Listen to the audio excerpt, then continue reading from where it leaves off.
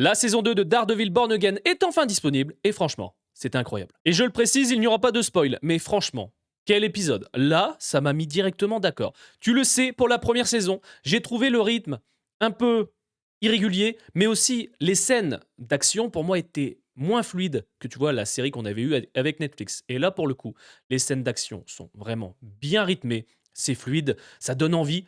On a un rythme qui est, pour moi, très condensé. Là, le premier épisode, ça t'envoie de la patate, hein, parce que là, je trouve que ils mettent les choses en place sur l'intrigue, mais là, pour le coup, j'ai trouvé hyper condensé et bien rythmé. J'ai pas vu le temps passer, qu'on se le dise. Et c'est bien violent, c'est bien dark, et on retrouve l'ambiance qu'on avait dans Netflix avec une amélioration, à mon sens. Mais là, c'est vrai que même visuellement, je trouve la série plus intéressante que la saison 1. La saison 1, j'ai un peu l'impression que c'était comme un test, tu vois, pour voir si le public allait être réceptif. Mais là, tu vois vraiment que ils ont été beaucoup plus soigneux sur le style. Et si ça continue comme ça toute la saison, et je signe direct. Et là, quel plaisir de retrouver Charlie Cox. Le costume, incroyable.